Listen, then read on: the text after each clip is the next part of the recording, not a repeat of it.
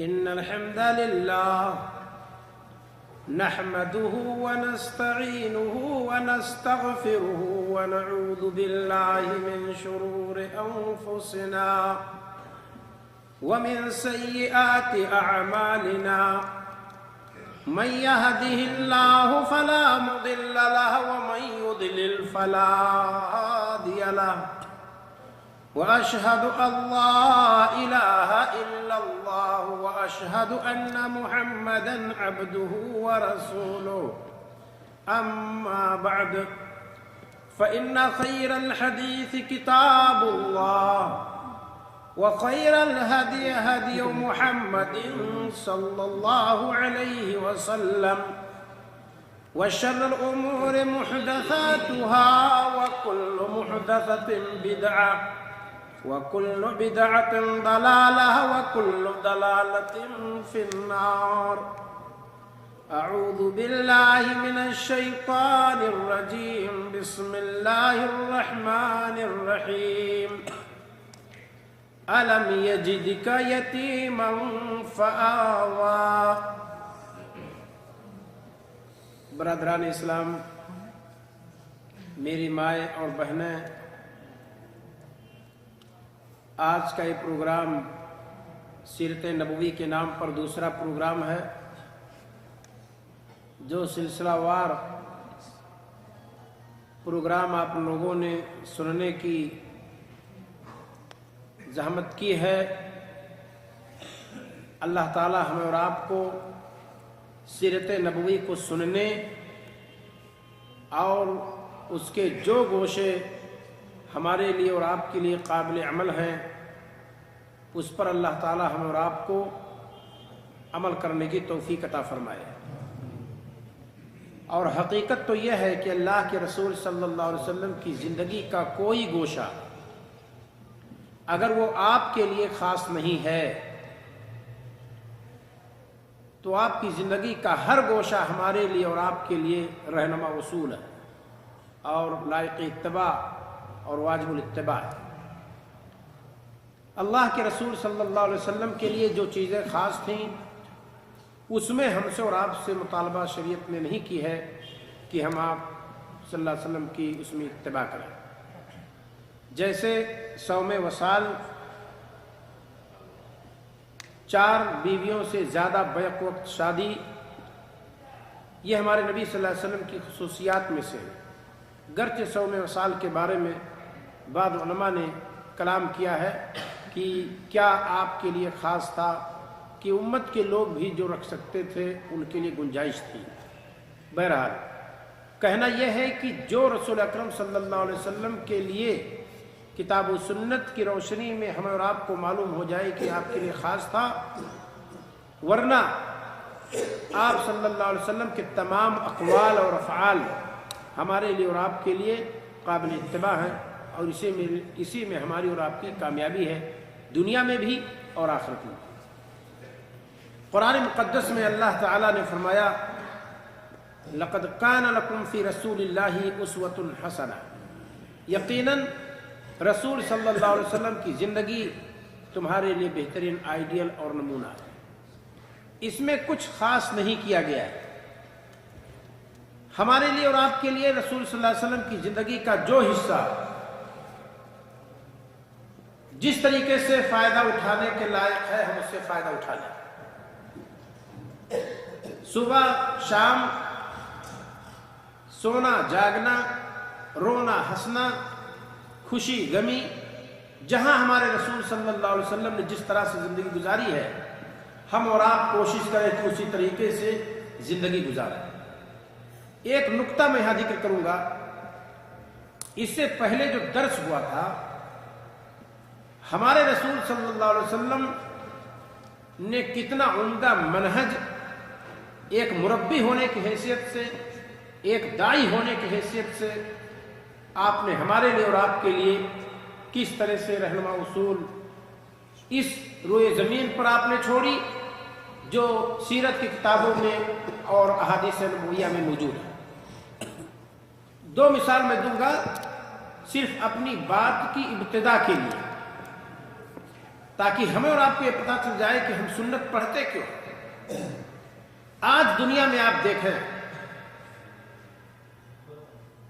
दावत और तबलीग का जो मनहज लोगों ने अपना रखा है, लोगों को जब हदफ बनाते हैं तो लोगों में जो 3 तबका है, एक बच्चों का है, खवातीन का है, मर्दों का है। कहीं आप देखें किसी जमीयत जमात के यहां नौजवानों को टारगेट बनाया जा रहा है, अदब बनाया जा रहा है, बच्चों को भी छोड़ दिया गया है, खवातीन को भी छोड़ दिया गया है। कहीं अधेड़ उम्र के बुजुर्गों को हदफ बनाया जाता है, वहां जवानों से भी कोई लेना देना नहीं है, बच्चों से भी कुछ लेना देना नहीं है, और खवातीन के लिए तो हमेशा मस्जिदें बंद हैं। हमारे रसूल सल्लल्लाहु अलैहि वसल्लम जब मुरब्बी की हैसियत से आपने आंख खोली और आपने तरबियत जब करना चाहिए, तो आपने हर तबका के लोगों को आप सल्लल्लाहु अलैहि वसल्लम ने हदफ बनाया और उनको दीनी हैसियत से आपने रोशनास कराया। बच्चों की अलग तरबियत की आपने, नौजवानों की अलग तरबियत की आपने, खवातीन के लिए खास खास प्रोग्राम आपने रखे, और आम लोगों को आपने हमेशा खिताब किया, खा वो मस्जिद हो या ईदगाह हो या आम मवासिम हूँ जहाँ हमारे रसूल सल्लल्लाहु अलैहि वसल्लम लोगों को खिताब किया करते थे। दीन चौकी हर इंसान के लिए है, इस वजह से वो मनहज ज्यादा कारगर है लोगों के लिए जिसमें सारे लोगों का इस्तेमाल किया जाए। इस बात को हम अच्छी तरह से जान लें। हम अगर किसी खास तबका को लेकर के चलेंगे और कोशिश ये करेंगे कि इसी में हमारी कामयाबी है और हमारा एक मकसद हम कामयाब हो जाएंगे, गोया कि हम मनहज नबवी से हट गए। ऐसे ही जब टॉपिक अपनाया गया तबलीग के लिए, अकाइद, इबादत, अखलाकियात, तीनों को हमारे नबी सल्लल्लाहु अलैहि वसल्लम ने अपनाया। आजकल बहुत सारी जमीयतें और जमातें जो तबलीग के नाम पे, दावत और तबलीग के नाम पे पूरी दुनिया में लोग हंगामा मचा रखे हैं। आप टॉपिक पर जब जाएंगे कि हमारे रसूल सल्लल्लाहु अलैहि वसल्लम ने इन तीनों को लेकर के आप उठे, अकाइद की भी आपने दावत दी, इबादत की भी आपने दावत दी, अखलाकियात की भी आपने दावत दी, तो आप देखेंगे कि कुछ इफरात और तफरीत पाई जा रही है। कहीं किसी चीज़ की कमी है, कहीं किसी चीज़ की कमी है। किसी जमात में आप देखेंगे अकाइद की दावत ही नहीं है, फ़ज़ाइल की भरमार है। कहीं आप देखेंगे कि इबादत के मसाइल हैं, वहाँ अकाइद की बात नहीं होती, फ़ज़ाइल की भी बात नहीं होती। जहां आप देखें कि तीनों को लेकर के चला जा रहा है, वही मनहज नबवी है। 13 साल मक्का की जिंदगी में हमारे रसूल सल्लल्लाहु अलैहि वसल्लम ने अक़ीदे की दावत दी, और इबादत जिस कदर भी वहाँ मुसलमानों पर थे उसे आपने करने का हुक्म दिया।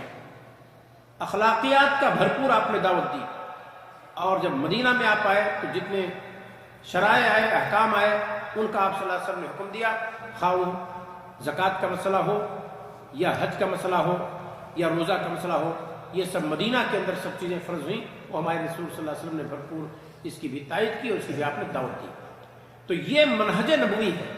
हम सीरत को इसलिए पढ़ते हैं कि सीरत में सारी चीज़ें हमारे लिए मौजूद हैं, और जब हम सीरत को नहीं पढ़ेंगे, कुरान को पूरे तौर पर नहीं समझ सकते, क्योंकि अल्लाह के रसूल सल्लल्लाहु अलैहि वसल्लम की ज़ात कुरान को समझने के लिए हमारे लिए रहनुमा उसूल है।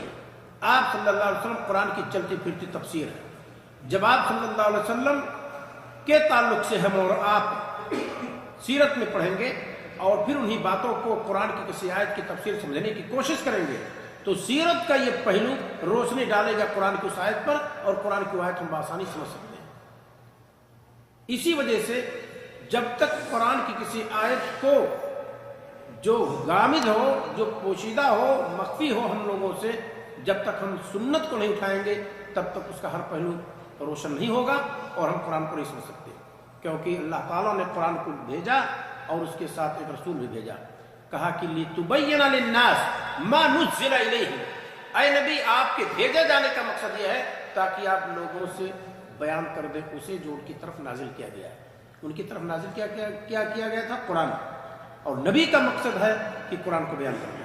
ये नबी के आने के मकासद में से एक मकसद यह भी है कि आप कुरान के मुफस्सिर हैं और कुरान की आपने पूरी जिंदगी तफसीर की। अम्मा आयशा रज़ियल्लाहु तआला अन्हा से जब पूछा गया آپ کے عادات و اطوار کے بارے میں تو کہا کہ کانا خلق القرآن، آپ کا اخلاق اگر دیکھنا ہے تو قرآن اٹھا کر کے دیکھو۔ جتنی اچھی صفتیں ہیں سب آپ میں موجود تھی۔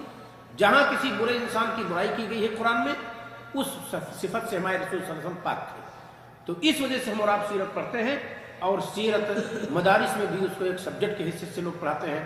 حالانکہ احادیث کا نچوڑ بھی سیرت ہے، اور سیرت پر کتابیں بھی الگ الگ علماء نے وضع کی ہیں اور رکھی ہیں، اس میں کوئی شک نہیں۔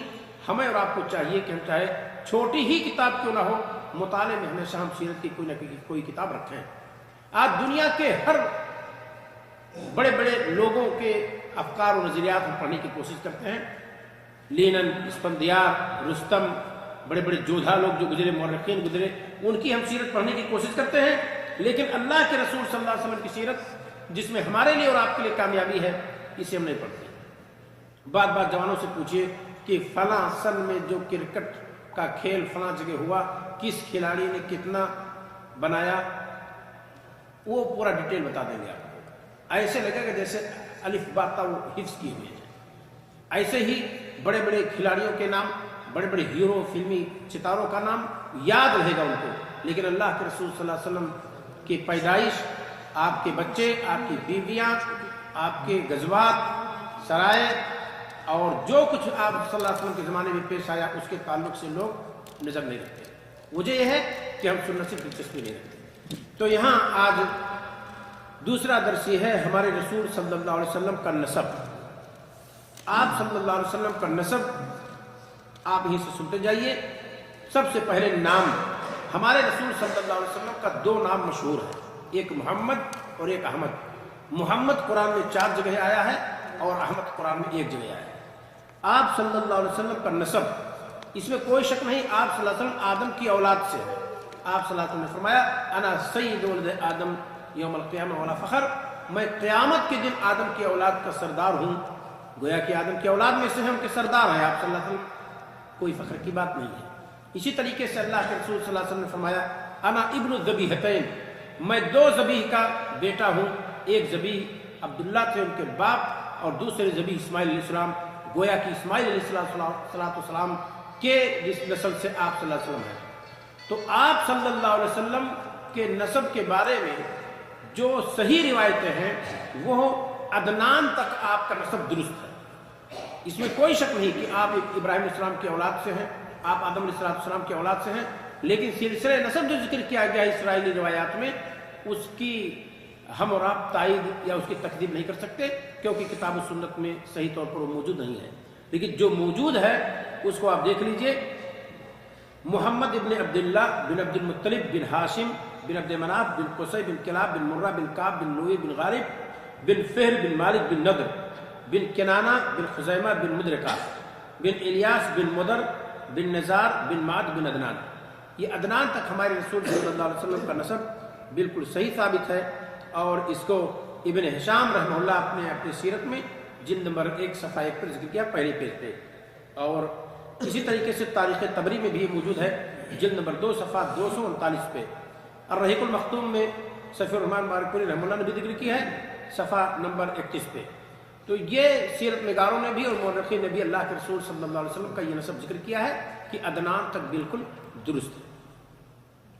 ہمارے رسول صلی اللہ علیہ وسلم کی تاریخ پیدائش، اس کے تعلق سے عید میلاد النبی پر جب میں یہاں بحث کیا ہوں، بہت ڈیٹیل کے ساتھ میں نے بحث کی اور اس کو ذکر بھی کر دیا ہوں۔ میں نہیں چاہتا کہ اس میں بہت زیادہ ٹائم دوں، بس مختصر طور پر سن کے اعتبار سے سن 1 عام الفیل، جس سال ہاتھی کا واقعہ پیش آیا، ابرہہ نے جب خانہ کعبہ پر حملہ کرنا چاہا اور اس کی ہاتھی کا فوج سب وادی محصر میں یعنی مزدلفہ کے اور منی کے بیچ میں کچل کر رکھ دیا گیا ابابیل چڑیوں کے ذریعے سے، جیسا کہ اللہ تعالیٰ نے سورہ فیل میں فرمایا ہے۔ اور اسی طریقے سے آپ کے تعلق سے قیس بن مخرمہ کہتے ہیں ولدت انا والنبی صلی اللہ علیہ وسلم عام الفیل، میں اور نبی کریم صلی اللہ علیہ وسلم دونوں ہاتھی والے سال پیدا ہوئے۔ تو اس کی بہت سارے لوگوں نے تحسین کی ہے حدیث کی کہ یہ تاریخی روایت درست ہے، اور کچھ لوگوں نے اس پر کلام کیا ہے، لیکن اس میں کوئی شک نہیں محمد ابن اسحاق پر کلام ہے اس میں، اور وہ مدلس قرار دیے گئے ہیں، لیکن سیرت کے امام ہیں، اور بسا اوقات ایک راوی ایک فیلڈ میں जहाँ महारत उसको होती है उसमें उसकी रिवायत ले ली जाती है, जबकि दूसरे बाब में दूसरे टॉपिक में उसकी रिवायत ले ली जाती, उसमें वो ज़ईफ़ हो जाता है।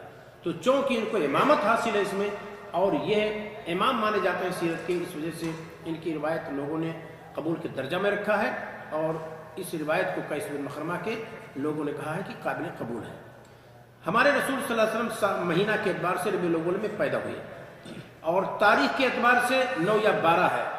मैं बहुत दिक्कत के साथ इस बात को कह चुका हूँ कि आप लोग 9 रबीउल अव्वल को जो ताकीद के साथ लोग कहते हैं, 9 रबीउल अव्वल ही को खाली आप ना कहिएगा। जितनी रिवायतें लोगों ने साबित करने की कोशिश की है, ये अपने लोगों की बात में कर रहा हूँ, दूसरे की बात नहीं कर रहा हूँ। वजह 2 मुअर्रिखीन ने जो उनको माहिर फल्कियात कहा जाता है, जिन्होंने कैलेंडर बना करके इसकी तहकीक की है, दोनों में इख्तिलाफ है।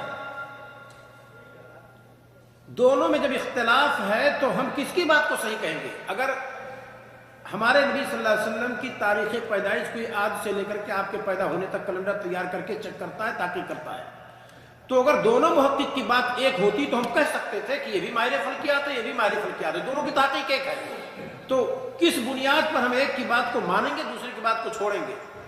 दूसरी बात, सीरत के वाक़यात के तहकीक करने का ये तरीका ही नहीं है। अच्छी तरह से इस चीज को सुन लीजिए, सीरत के वाक़यात की तहकीक करने का ये तरीका ही नहीं है कि यहां से लेकर अल्लाह के रसूल सल्लल्लाहु अलैहि वसल्लम की पैदाइश तक का कैलेंडर तैयार किया जाए। वजह ईसवी सन जो मौजूद है, इसकी तहकीक आसान है। अरबी महीना ना तो पहले आप बता सकते ना बाद में आप बता सकते, अगर आपने लिखा ना हो तो। मिसाल के तौर पर यह महीना जो चल रहा है अरबी का, आज 28 है कि 29 है, चलो आज 29 ही पर खत्म है कि 30वीं तारीख भी होगी, कौन कैलेंडर वाला हमें बता सकता है? इतनी मुद्दत की बात तो छोड़िए, मैं 2 दिन की बात कर रहा हूं कि अरबी तारीख ये आज 29वीं है, 30वीं कल होगी, या आज ही आने वाले महीने का चांद निकल चुका है और 29 का महीना था। जब तक चांद ना निकले तब तक कोई कैलेंडर वाला नहीं तैयार कर सकता है। इसको अच्छी तरह जान लीजिए। इसी तरीके से साल भर अगर आपने अरबी तारीख ना लिखी हो तो आप ये नहीं बता सकते कि इस साल रमजान का महीना कितने दिन का था, रमजान के बाद शव्वाल का महीना कितने दिन का था, 29 का था, 30 का था। इस वजह से कोई ये कहे कि हम ईसवी सन के एतबार से कैलेंडर तैयार करके अरबी महीनों को फिट कर लेंगे, तारीख को सही कर लेंगे, कभी नहीं हो सकता है। तो ये जितने लोगों ने, हमारे उलमा ने तहकीक की है और ये कहने की कोशिश की है कि 9 ही है, 12 नहीं है, 1,12 रबीउल अव्वल की वाक़े को, तारीख को पूरे तौर पर गलत साबित करने की कोशिश करते हैं, मैं इसको हक बजारी नहीं समझता। मैंने कई लोगों की तहकीक पढ़ ली है और किस पर एतमाद है लोगों का वो भी मैंने देख लिया है। डॉक्टर अकरम ज़िया उमरी ने अस्सीरा अन्नबविय्या सहीहा में लिखा है कि सनद के एतबार से 12 ज्यादा कवी है, और हमारे यहां और आपके यहां सनद ही का मसला इस वक्त ज्यादा है। सनद जिसकी ज्यादा कवी होगी उसी को काबिल अमल, काबिल एतमाद समझा जाएगा। ये और बात है, लोग कहते हैं हकीकत के एतबार से 9 है और शोहरत के एतबार से 12 है, लिहाजा आप क्या कहेंगे, 9 या 12 रबीउल अव्वल कहेंगे। हमारे रसूल सल्लल्लाहु अलैहि वसल्लम की पैदाइश 9 या 12 रबीउल अव्वल, ऐसे ही इसको आप कहिएगा। एक और मुहक्किक की तारीख मैं बताता हूं। सफीउर रहमान बारकपुरी रहमहुल्लाह जब हिंदुस्तान में थे तो रहीकुल मखतूम उन्होंने लिखी, और पूरी दुनिया के अंदर पहली पोजीशन पे किताब आई सीरतुल नबी पे, और रौदतुल अनवार उनकी किताब सीरत की दूसरी है जिसको उन्होंने यहां बैठ करके लिखी। रहीकुल मखतूम में पूरी कोशिश रहमहुल्लाह ने की है कि वो 9 रबीउल अव्वल है, और रौदतुल अनवार में जब यहां आकर के उन्होंने रहीकुल मखतूम के बाद इस किताब को लिखी तो उन्होंने इसमें इसको कहा है कि 9 या 12 है। वजह इस तहकीक के बदलने की वजह क्या है, वो यही कि हम और आप यह ना देखें कि कोई माहिर फल्कियात के, ठीक है माहिर फल्कियात हैं, लेकिन अरबी तारीख को लिखना 1400 साल पीछे जा करके اور متعین سیکنڈ اور منٹ کے ساتھ کر دینا یہ بہت مشکل چیز ہے. ہمیں اور آپ کو اعتماد اس وقت تاریخی روایات ہی پر کرنا ہوگا، کیونکہ عام طور پر تحقیق کرنے کا طریقہ یہ ہے. دن سوموار ہے، اس کے تعلق سے صحیح مسلم کی روایت ہے. آپ صلی اللہ علیہ وسلم سے پوچھا گیا کہ سوموار کا روزہ کیوں رکھتے ہیں؟ تو آپ نے فرمایا ذالک یوم ولدت فیہ ویوم بعثت او انزل علی فیہ. سوموار کے دن روزے کے بارے میں جب آپ سے پوچھا گیا تو آپ نے کہا یہ وہ دن ہے جس میں میں پیدا ہوا ہوں، اور یہ وہ دن ہے جس میں میرے اوپر نازل کیا گیا یا مجھے نبی بنایا گیا. تو ہمارے رسول صلی اللہ علیہ وسلم سوموار کو روزہ رکھتے تھے، مجھے اس کی بتاتے تھے. گرچہ سوموار کے روزے کی مجھے ایک اور بتائی گئی ہے جس کو علامہ منذری نے ترغیب میں ذکر کی ہے، اور علامہ ناصر الدین البانی رحمہ اللہ نے روایت کو صحیح کہا ہے. وہ یہ ہے کہ اللہ کے رسول صلی اللہ علیہ وسلم سے پوچھا گیا تو آپ نے کہا کہ یہ وہ دن ہے سوموار کا کہ ہفتے کے بیچ میں اعمال اللہ کو پیش کیے جاتے ہیں، تو میں چاہتا ہوں کہ میرا عمل اللہ کو پیش ہو تو میں روزہ سے رکھوں. ایک چیز کی دو علتیں ہو سکتی ہیں، یعنی آپ روزہ رکھتے تھے سوموار کو اس وجہ سے بھی کہ وہ آپ کی تاریخ پیدائش تھی، اور اس وجہ سے بھی آپ روزہ رکھتے تھے سوموار کو کہ اس دن اعمال ہفتہ کے بیچ میں اللہ تعالیٰ کو پیش کیے جاتے ہیں. تو دونوں جیسے اللہ کے رسول صلی اللہ علیہ وسلم رکھتے تھے. اور وقت کے تعلق سے فجر کے بعد سورج کے طلوع ہونے سے پہلے کا وقت ہے. 12 ربیع الاول بھی بتایا گیا ہے، میں نے بتایا کہ یہی زیادہ مشہور ہے، اور 9 ربیع الاول کی تاریخ کو بڑے بڑے محققین نے کہا ہے. اور میں نے دکتور اکرم ضیاء عمری کی تحقیق بتا دی ہے کہ انہوں نے کہا ہے کہ 12 ربیع الاول سنت کے اعتبار سے زیادہ بہتر ہے. ہمارے رسول صلی اللہ علیہ وسلم کی جائے ولادت، آپ صلی اللہ علیہ وسلم کہاں پیدا ہوئے؟ آپ جس بر اعظم پر پیدا ہوئے وہ ایشیا ہے، اور وسط ایشیا میں آپ صلی اللہ علیہ وسلم پیدا ہوئے. ملک جو تھا جزیرہ عرب ہے، یعنی ہمارے رسول صلی اللہ علیہ وسلم جزیرہ عرب میں پیدا ہوئے. اس کو جزیرہ کہتے ہیں. جزیرہ خشکی کے اس حصہ کو کہتے ہیں جو پانی میں دور تک چلا جائے یا جس کے چاروں طرف سے پانی ہو. خشکی کا وہ حصہ جس کے چاروں طرف سے پانی ہو. یہ عرب کے چاروں طرف پانی ہے، سوائے شمال کے علاقہ میں جہاں بادیۃ الشام ہے، ادھر پانی نہیں ہے، ادھر خشکی ہے. لیکن اس کو جزیرہ نما عرب کہتے ہیں، یعنی جزیرہ نما ہے، یعنی جزیرہ کی طرح ہے. یہ زیادہ صحیح ہے، حقیقت کے اعتبار سے یہی نام اس کا زیادہ بہتر ہے. یہ جزیرہ نما ہے، یعنی تین طرف سے اگر پانی ایک طرف سے پانی نہیں تو جزیرہ جیسا ہے. حالانکہ جزیرہ نہیں ہے، کیوں؟ کیونکہ ایک طرف سے پانی نہیں ہے، شمال کی طرف سے اس کے پانی نہیں ہے، اس وجہ سے جزیرہ نما اس کو کہا جا سکتا ہے. اس میں کئی ملک ہیں. ان ملکوں میں سے جس ملک میں ہمارے رسول صلی اللہ علیہ وسلم پیدا ہوئے اس وقت اس کو سعودیہ کہتے ہیں. اس سعودیہ ملک کے جس شہر میں پیدا ہوئے اس کو مکہ کہتے ہیں. آپ صلی اللہ علیہ وسلم عرب میں پیدا ہوئے. عرب کا معنی ہے صحرا، بے آب و گیاہ میدان، چٹیل میدان، ریگستان، اس کو کہتے ہیں عرب. کہتے ہیں عرب کو عرب کیوں کہتے ہیں؟ عرب کو عرب اس وجہ سے کہتے ہیں کہ اس کا اکثر حصہ صحرائی اور ریگستانی ہے. اور جزیرہ کا معنی میں بتا چکا ہوں. اس جزیرہ کے اندر بہت سارے ملک ہیں، بحرین، سعودیہ، عراق کا بھی کچھ حصہ آتا ہے، عمان، کویت، قطر، متحدہ عرب امارات، یمن شعبیہ، یمن عربیہ، یہ سب اسی کے اندر آتے ہیں، جزیرہ کے اندر. جزیرہ عرب کی چوہدی کیا ہے؟ اس کے چاروں طرف کیا ہے؟ مغرب میں بحر احمر ہے، لال ساگر جس کو کہتے ہیں. مشرق میں خلیج عرب اور بحر ہند ہے، اور اس کے شمال میں شام کا صحرائی علاقہ ہے، اور جنوب میں بحر عرب جو بحر ہند کا امتداد ہے، یعنی بحر ہند ہی کا پھیلا ہوا حصہ ہے. آپ کے پیدائشی ملک اور شہر کی تعین یہ ہو چکی ہے کہ آپ کس ملک میں پیدا ہوئے، کس شہر میں پیدا ہوئے. اللہ کے رسول صلی اللہ علیہ وسلم نے چاہا تھا کہ جزیرہ عرب میں 2 دین اکٹھا نہ ہو. اسی وجہ سے عمر فاروق رضی اللہ تعالیٰ عنہ نے اپنے دور میں بہت سارے یہود کو یہاں سے نکال بھگایا. آپ کا کنبا، باپ تھے آپ کے عبداللہ. اللہ کے رسول صلی اللہ علیہ وسلم کے والد کا نام عبداللہ تھا. صلح حدیبیہ کے موقع پر جب دستاویز لکھا جانے لگا تو اللہ کے رسول صلی اللہ علیہ وسلم نے لکھایا، آپ نے فرمایا واللہ انی لرسول اللہ، اللہ کی قسم میں اللہ کا رسول ہوں. وَإِن كَذَّبْتُمُونِي، گرچہ تم لوگ مجھے جھٹلا دو. اکتب محمد بن عبداللہ، اے علی لکھو تم محمد بن عبداللہ. یہ بخاری کی روایت ہے. اس سے پتہ چلتا ہے کہ میں رسول صلی اللہ علیہ وسلم کا نام اس میں کوئی شک نہیں کہ عبداللہ تھا۔ میں نے کوشش کی ہے اس درس میں کہ سیرت کی کتابوں کے بجائے جو حدیث میں ثابت ہے اس کو میں نکال کر کے بہت ساری چیزیں آپ کو دکھاؤں تاکہ غلطی کا امکان آپ کے ہاں سے جاتا رہے۔ اس وجہ سے میں نے دقت کے ساتھ یہی دکھانے کی کوشش کی۔ والدہ آمنہ ہے، آپ صلی اللہ علیہ وسلم کی ماں کا نام آمنہ ہے۔ صحیح بخاری کتاب الشروط باب الشروط فی الجہاد والمصالحہ مع اہل الحرب، یہ ہے حدیث کا نمبر ہے 2731، نسب قریش میں ذکر ہے۔ دادا آپ کے تھے عبد المطلب، ان کا اصل نام تھا شیبہ۔ ایک دن میں نے سوال کیا، کہیں امتحان تھا کہ اللہ کے رسول صلی اللہ علیہ وسلم کے دادا کا اصل نام کیا تھا، تو سارے لوگوں نے عبد المطلب لکھا، یعنی اصل نام کسی کو پتہ نہیں تھا۔ اصل نام ہے شیبہ۔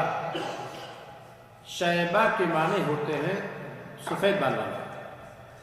پیدائش کے وقت ہی آپ صلی اللہ علیہ وسلم کے دادا عبد المطلب کے کچھ بال سفید تھے، جس کی وجہ سے ان کو شیبہ کہا گیا، نام پڑا۔ یمن کی سرزمین ردحان میں انتقال ہوا ان کا، بقول طبری یمن کی سرزمین بردمان میں انتقال ہوا۔ اس وقت نبی صلی اللہ علیہ وسلم کی عمر 8 سال کی تھی۔ اب آپ سے کوئی پوچھے کہ جب آپ کے دادا کا انتقال ہوا آپ صلی اللہ علیہ وسلم کی عمر کتنی تھی، اور اس کو آپ دیکھنا چاہیں گے تو تاریخ الرسل والملوک علامہ طبری کی کتاب ہے، اور یہ ہے جلد نمبر 1 صفحہ 372 میں موجود ہے۔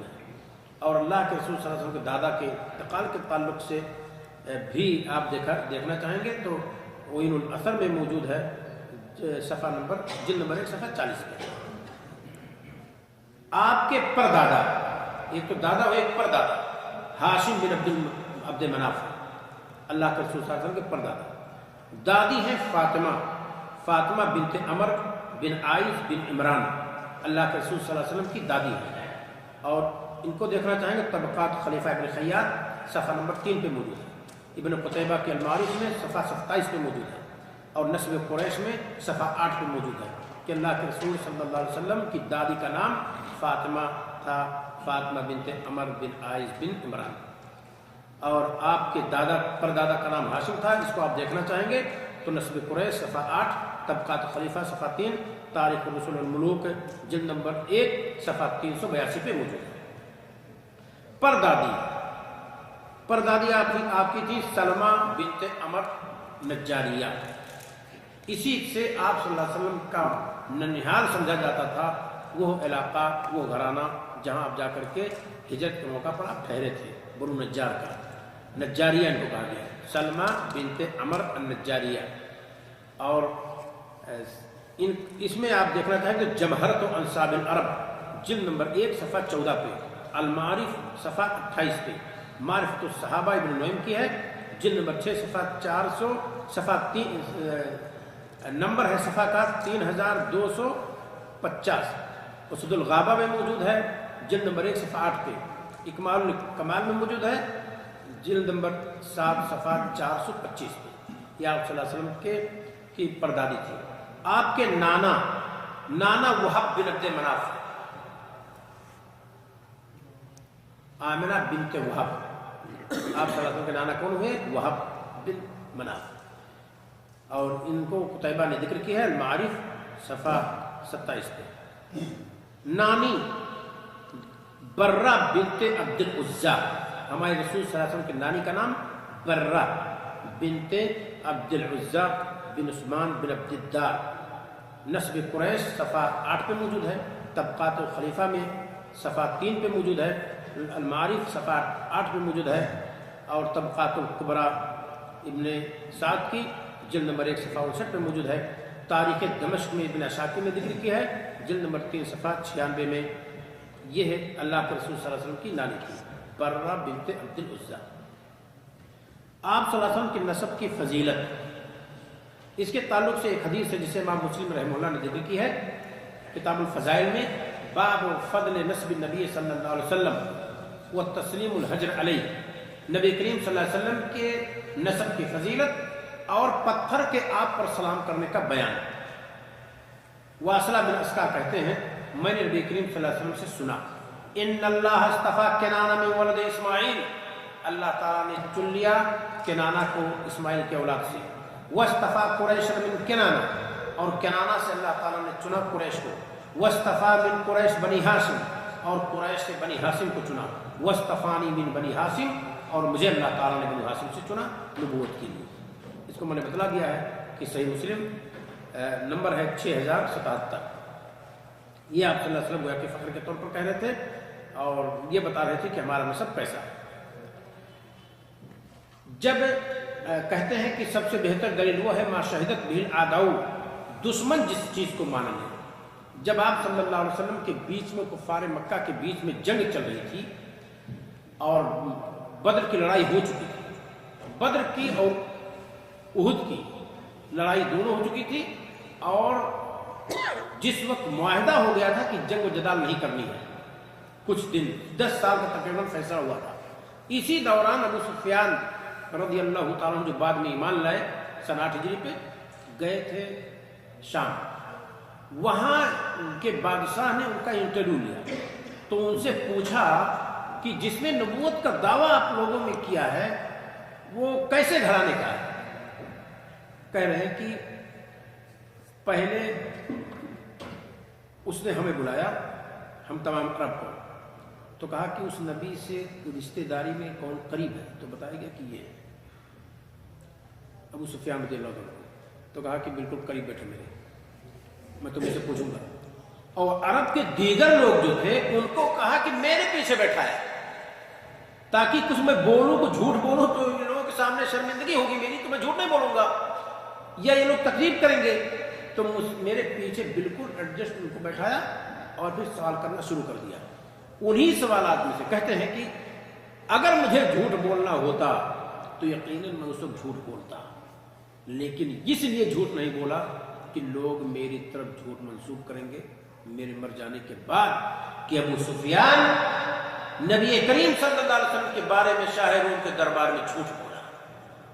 دیکھ لیجیے، ایمان بھی نہیں تھا لیکن جھوٹ بولنا کتنا بڑا جرم تھا رب کے ہاں، آپ دیکھ لیجیے۔ بہرحال سوال ہوا، اس میں ان سے پوچھا گیا کیف نسبہ فیکم، تمہارے مابین اس کا نسب کیسا ہے اس نبی کا؟ انہوں نے کہا ہوا فینا ذو نسب، وہ ہم میں اعلیٰ نسب کا ہے، یعنی ایسے نسب کا ہے جس نسب کا نام لیا جائے، اسے یاد کیا جائے، اس کا ذکر ہو، ایسے نسب کا آدمی ہے۔ اسی کو میں نے کہا کہ انہوں نے کہا وہ ہم میں اعلیٰ نسب کا ہے، اور اسے امام بخاری رحمہ اللہ نے ذکر کیا ہے، صحیح بخاری کیف بدل وہی، حدیث کا نمبر ہے 7، حدیث کا نمبر ہے 7 شروع ہی میں۔ خاندان، ہمارے رسول صلی اللہ علیہ وسلم کا گھرانہ، چچا، آپ کے چچا کل 9 تھے، یعنی عبد المطلب کے 10 بیٹے تھے، تو چچا کتنے ہوئے؟ 9، ایک تو آپ کے باپ ہی ہوئے، یعنی عبد المطلب کے نرینہ اولاد کو 10 تھے۔ قدر اختلاف ہے، ابھی میں اس کو اخیر میں ذکر کر دیتا ہوں۔ اللہ کے رسول صلی اللہ علیہ وسلم کے کل 9 چچا تھے، یعنی عبد المطلب کے 10 لڑکے تھے، جو درج ہے۔ نمبر 1 عباس، حارث، زبیر، حمزہ، درار، ابو طالب، ابو لہب، مقوم، عبداللہ، غیدہ۔ کچھ لوگوں نے غیداق کو مغیرہ بھی بتایا ہے اور حجل بھی بتایا ہے، تو جب حجل اور غیداق ہی کا نام ہے، جب حجل اور مغیرہ، جب آپ ان کا الگ نام لکھ دیں گے تو 12 ہو جائے گا۔ اسی وجہ سے صفی الرحمان بارکپوری رحمہ اللہ نے صرف 10 کا ذکر کیا ہے، 12 ہاں، یہ تکرار کی وجہ سے۔ اللہ کے رسول صلی اللہ علیہ وسلم کے والد عبداللہ عبد المطلب کی سب سے چھوٹی اولاد تھے، آپ کے 10 بیٹوں میں سب سے چھوٹے کون تھے؟ عبداللہ تھے۔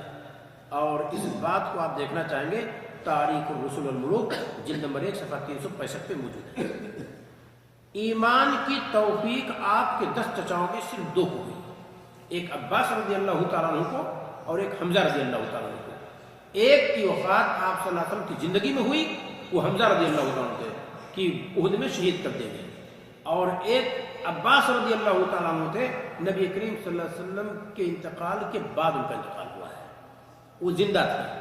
واقعے میں بخاری نے ذکر کی ہے رحمہ اللہ نے کہ ایک مرتبہ بارش بند ہو گئی تو عمر رضی اللہ تعالیٰ عنہ عباس رضی اللہ تعالیٰ عنہ کو لے کر کے میدان میں گئے اور کہا کہ اے اللہ، بارش رکتی تھی، تیرے نبی کی دعا کے واسطے سے ہم بارش طلب کرتے تھے اور تو بارش برساتا تھا، آج ہم تیرے نبی کے چچا کو لے کر کے آئے ہیں اور ان کے دعا کے واسطے سے ہم طلب کر رہے ہیں پانی، تو پانی برسا، بارش ہوئی۔ تو اس سے پتہ چلتا ہے کہ اللہ کے رسول صلی اللہ علیہ وسلم کے بعد ان کا انتقال ہوا، اس میں کوئی شک نہیں، یہاں تک کہ عمر فاروق رضی اللہ تعالیٰ عنہ کا زمانہ ہو گیا۔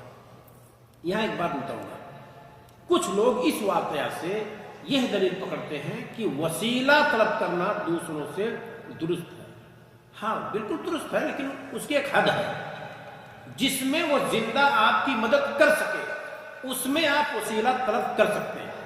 اللہ کے رسول صلی اللہ علیہ وسلم خطبہ دے رہے تھے، ایک صحابی پہنچے، کہا کہ راستے رک گئے، چوپائے ہلاک ہو رہے ہیں، کھیتیاں برباد ہو رہی ہیں، دعا کیجیے اللہ تعالیٰ بارش برسا دے۔ اللہ کے رسول صلی اللہ علیہ وسلم نے ممبر ہی سے، محراب اسٹیج ہی سے، یعنی ممبر ہی سے آپ نے ہاتھ اٹھا دی اور دعا کیا، اللہم اغثنا اللہم اغثنا اللہم اغثنا، اے اللہ ہمیں سیراب کر دے، اے اللہ ہمیں سیراب کر دے۔ صحابہ کہتے ہیں کہ جب مسجد میں داخل ہوئے تھے تو بدلی بدلی کچھ نہیں تھی، اور جب نکلے تو ہم بارش سے بچ رہے تھے، دامن سمیٹ سمیٹ کر اپنے گھروں میں بھاگ بھاگ کر جا رہے تھے۔ یہ نبی کی دعاؤں کا اثر تھا۔ ہفتہ بھر بارش ہوئی، پھر آپ خطبہ دیتے رہے تھے، اسی دروازے سے جس دروازے سے پہلے جمعہ کو آدمی داخل ہوا، وہی شخص یا دوسرا، کہا اے اللہ کے رسول گھر برباد ہوئے جا رہے ہیں، گرے جا رہے ہیں، راستے بند ہو گئے بارش کی وجہ سے، دعا کر دیجئے کہ بارش تھم جائے۔ اللہ کے رسول صلی اللہ علیہ وسلم نے پھر ہاتھ اٹھا دی، کہا اللہم حوالینا ولا علینا، اے اللہ ہمارے ارد گرد بارش ہو، ہمارے اوپر بارش نہ ہو، درختوں کی جڑوں پر بارش ہو، وادیوں میں بارش ہو، ہماری بستی میں بارش نہ ہو۔ صحابہ کہتے ہیں کہ جب مسجد سے نکلے تو مدینہ کے چاروں طرف بارش ہو رہی تھی اور تاج کے مانند مدینہ کھلا ہوا تھا۔ یہ آپ کی دعاؤں کا اثر تھا۔ تو جب دعا کرنے والا آپ کے لیے دعا کر سکے، ایسا نہیں کہ یہی نہیں پتا ہے کہ قبرستان کے اندر ہے کب اٹھایا جائے گا، تو اس سے ہم دعا کروا کر کے کیا کریں گے؟ ورنہ کسی ایسے آدمی سے جس پر آپ کو اعتماد ہے کہ اللہ تعالیٰ دعا سنے گا، آپ اسے دعا کروا سکتے ہیں۔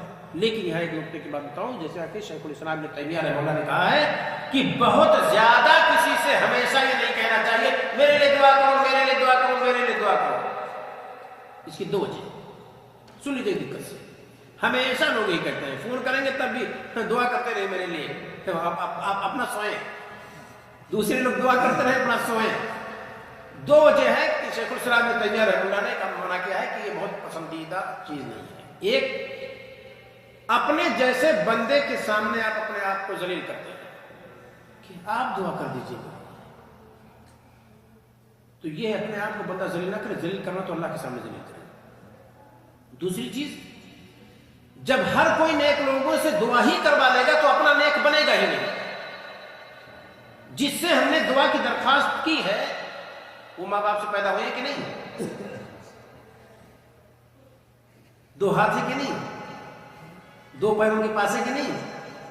دو آنکھیں کہ نہیں؟ وہ کون سے اعضاء آپ کے پاس نہیں ہے جو ان میں ہے؟ آپ اپنے آپ کو کیوں اس لائق نہیں بناتے کہ آپ اس رتبے میں پہنچے اور آپ دعا کریں؟ اللہ تعالیٰ خود آپ کی دعا سنے گا۔ اللہ تو چوٹی کی سنتا ہے، اللہ نے تو ابلیس کی سن لی۔ ابلیس سے دعا کی رب انظرنی الی یوم یبعثون، مولا مہلت دے دے قیامت کے دن تک تیرے بندوں کو بھٹکاؤں۔ ابلیس کی دعا عرش الہی سے ٹکرائی، قبول ہو گئی۔ اللہ نے کہا انک من المنذرین، تجھے مہلت دے دی گئی۔ سن لیجیے۔ اور ہم اور آپ کیا کرتے ہیں؟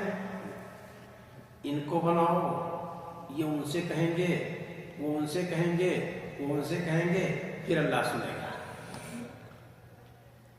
آسان سی بات ہے، سنانے کی کیفیت دیکھیے کیسی ہے، سننے کی کیفیت نہ دیکھیے۔ دیکھیے ہمارا کپڑا جو پہن رکھے ہیں بدن پہ سجا رکھے حلال کا ہے؟ بدن میں جو خون رننگ کر رہا ہے حلال کا ہے؟ جو دانا اور پانی پیٹ کے اندر ہے وہ حلال کا ہے؟ جس مصلے پر بیٹھ کر دعا کر رہے ہیں حلال کا ہے؟ اگر سب حلال کا ہے تو آپ کی دعا قبول ہوگی. یہ ہے آپ صحیح کیجیے.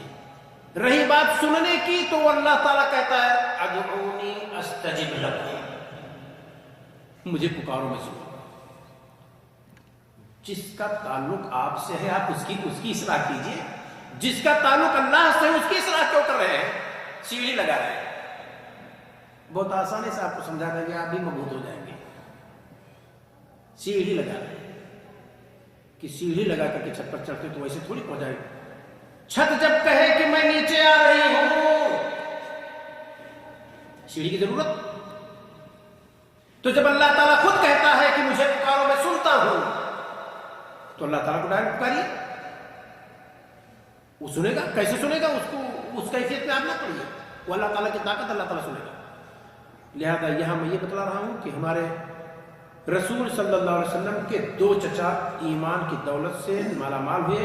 میں یہ بتا رہا تھا کہ عباس رضی اللہ تعالیٰ عنہ کا انتقال نبی صلی اللہ علیہ وسلم کے بعد ہوا. ایک اور مثال دیتا ہوں. جب رسول صلی اللہ علیہ وسلم کا انتقال ہو گیا اور خلیفۃ المسلمین ابو بکر صدیق رضی اللہ تعالیٰ عنہ ہو گئے، تب علی رضی اللہ تعالیٰ عنہ اور عباس رضی اللہ تعالیٰ عنہ دونوں صاحبان ابو بکر صدیق رضی اللہ تعالیٰ عنہ کے پاس آئے وراثت مانگنے کے لیے. بخاری کی روایت ہے کہ نبی کی وراثت چاہیے. وہاں دیگر صحابہ بھی بیٹھے ہوئے تھے تو کہا لوگوں نے کہ خلیفۃ المسلمین آپ ان دونوں آدمی کا مسئلہ حل کر دیجئے. پریشان ہیں، یہ اپنی بیوی کا حق مانگ رہے ہیں اور یہ اسبا ہونے کی حیثیت سے مانگ رہے ہیں. چچا کا ہو رہا تھا کچھ نہیں ہو رہا تھا؟ ہو رہا تھا بھائی. عباس رضی اللہ تعالیٰ عنہ کا بھی حق ہو رہا تھا. نرینہ اولاد آپ صلی اللہ علیہ وسلم کے پاس نہیں تھی. آپ صلی اللہ علیہ وسلم کا جب انتقال ہوا بیویاں تھی، ایک بیٹی اور چچا. بیویوں کا 1/8 میں ہو جائے. بیٹی جو ہے آدھا لے لے گی، باقی جو ہے وہ چچا کا. تو چچا عباس تھے، وہ بھی مطالبہ کر رہے تھے. لیکن جب ابو بکر صدیق رضی اللہ تعالیٰ عنہ نے کہا کہ جیسے نبی نے کہا ہے اور جو آپ نے کیا ہے ویسے اس معاملے میں میں کروں گا اور کسی کے مطالبے پر میں نہیں دے سکتا. ہمارے نبی صلی اللہ علیہ وسلم نے فرمایا کہ ہم انبیاء کی جماعت جو کچھ چھوڑ کر جاتے ہیں وہ صدقہ ہوتا ہے اور صدقہ کا جو مستحق ہوتا ہے وہ لے گا. بنو ہاشم کیا صدقہ کھائیں گے؟ یہ ہمارے نبی صلی اللہ علیہ وسلم کے لیے سارے انبیاء کا مثال ہے. ہاں انبیاء کس چیز کی وراثت چھوڑتے ہیں؟ علم. اچھا یہاں ایک نقطے کی بات بتاتا ہوں میں. ابو بکر صدیق رضی اللہ تعالیٰ عنہ پر یہیں پہ بہت سارے شیعہ لابی لوگ کہتے ہیں ظالم ہوئے.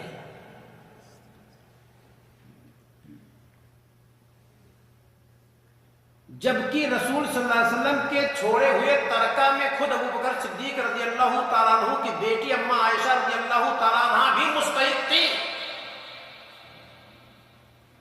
کہ نہیں تھی؟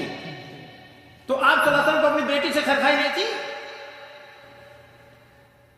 دوسری بات، خود جب رسول صلی اللہ علیہ وسلم کے پیارے خلیفہ ابو بکر صدیق رضی اللہ تعالیٰ عنہ نے کہہ دیا فاطمہ الزہرا رضی اللہ تعالیٰ عنہ سے کہ نبی کریم صلی اللہ علیہ وسلم نے کہا ہے کہ جو کچھ ہم چھوڑ کر جاتے ہیں صدقہ.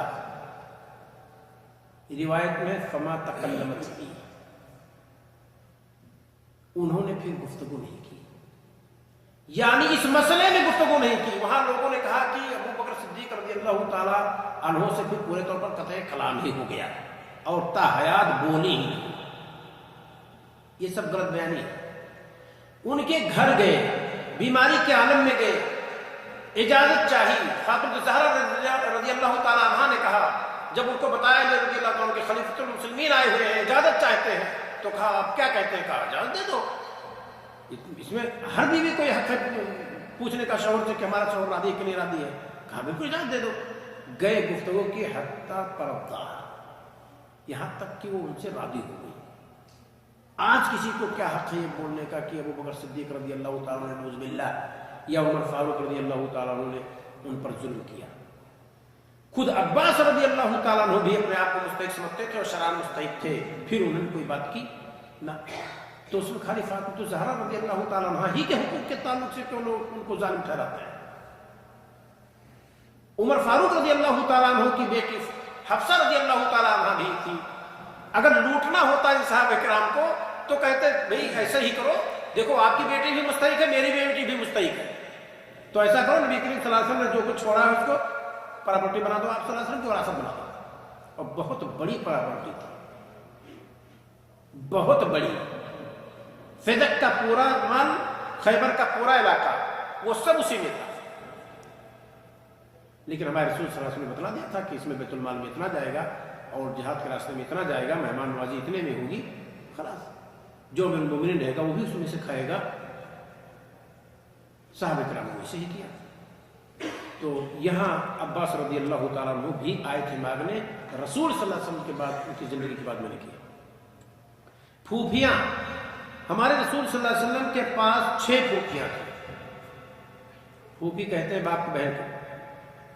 नंबर 1 अरवा, नंबर 2 बर्रा, number 3 Umaima, number 4 Safia, number 5 Atika, number 6 बैदा। इन्हीं को उम्मे हकीम कहते हैं।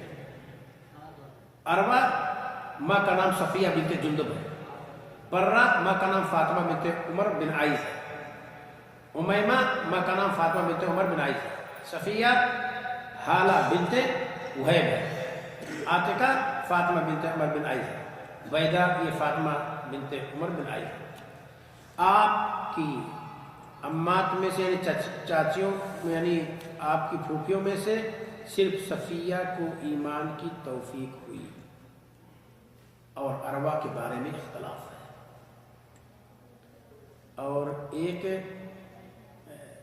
अबू लहब की बीवी है, उसको भी अरवा कहते हैं, उसका भी नाम अरवा था, लेकिन वो यहाँ मुराद नहीं है, आप लोगों को मालूम रहना चाहिए।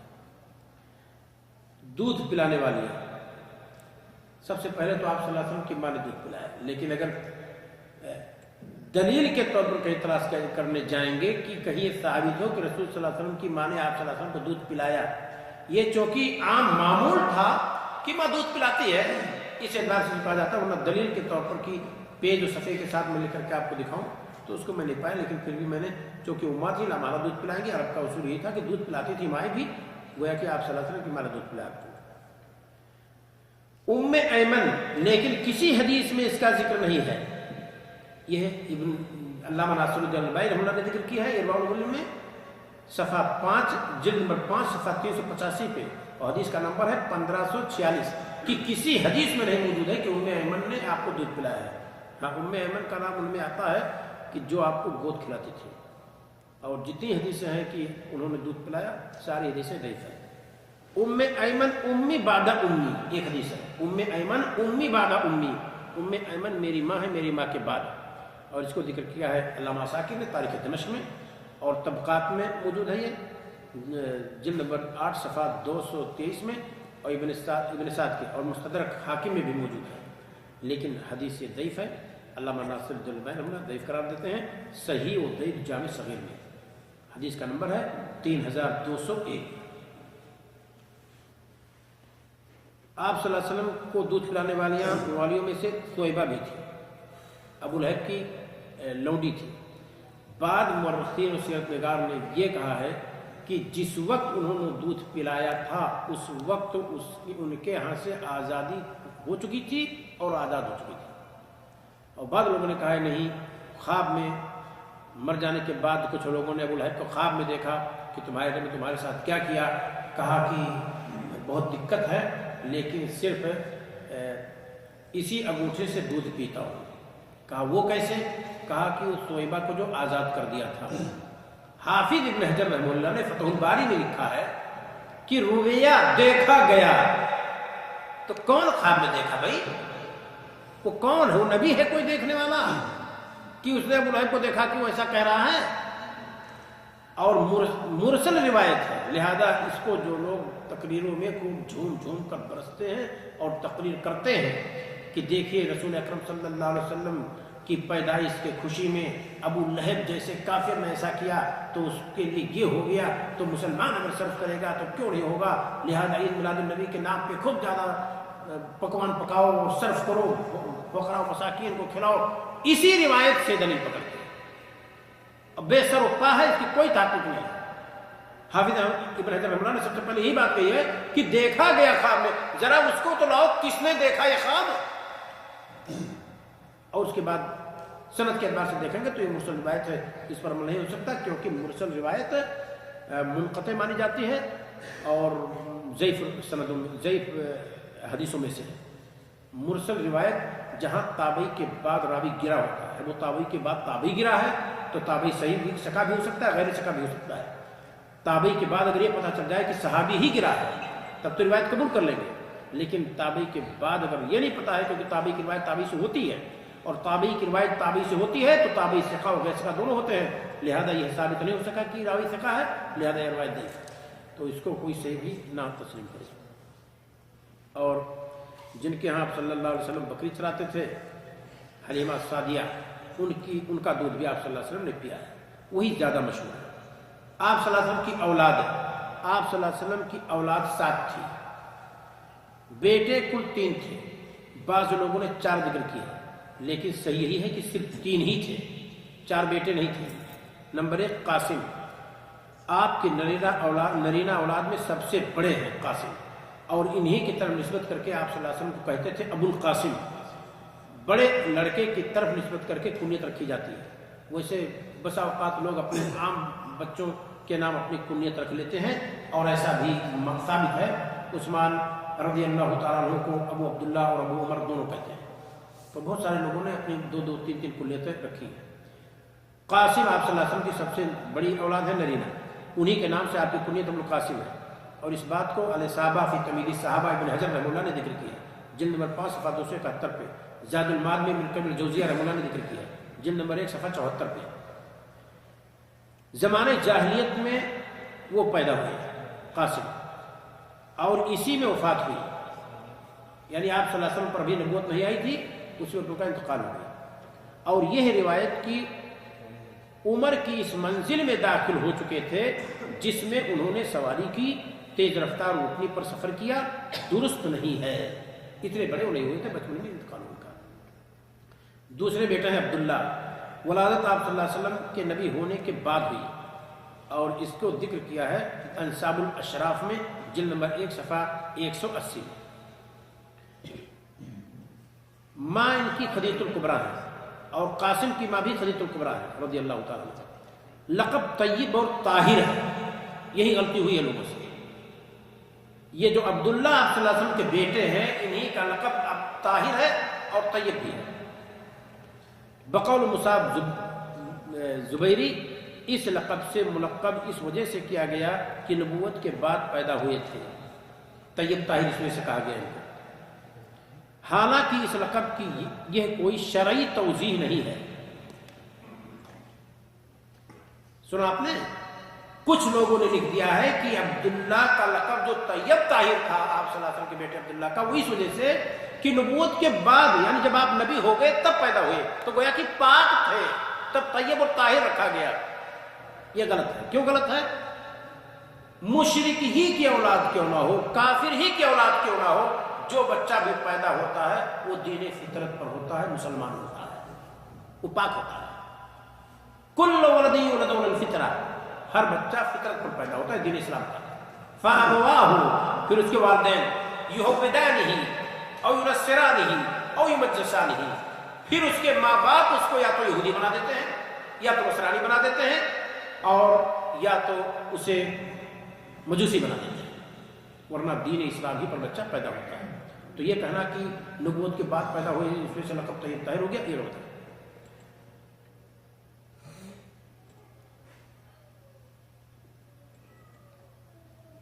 آپ صلی اللہ علیہ وسلم کی تیسری نرینہ اولاد ابراہیم ہے۔ بقول انس بن مالک، اپنے بیٹے ابراہیم کا آپ صلی اللہ علیہ وسلم نے بوسہ لیا، یہ صحیح بخاری کے اندر موجود ہے۔ کتاب الادب میں اسی روایت سے میں نے ثابت کیا کہ آپ کے بیٹے ابراہیم تھے، ایام رضاعت ہی میں فوت ہو گئے تھے۔ اللہ کے رسول صلی اللہ علیہ وسلم سے مذکور ہے مات صغیرا، اور یہ بچپن میں انتقال کر گئے۔ آپ صلی اللہ علیہ وسلم نے دوسری حدیث میں فرمایا انا لہم ولدین فی الجنہ، اس بچے کے لیے جنت میں ایک دودھ پلانے والی ہے، اور اسے صحیح بخاری میں کتاب الجنائز میں امام بخاری رحمہ اللہ نے ذکر کیا ہے، باب ما قیل فی اولاد المسلمین، مسلمانوں کے بچوں کے بارے میں جو کہا گیا اس کا بیان۔ حدیث کا نمبر ہے 1382۔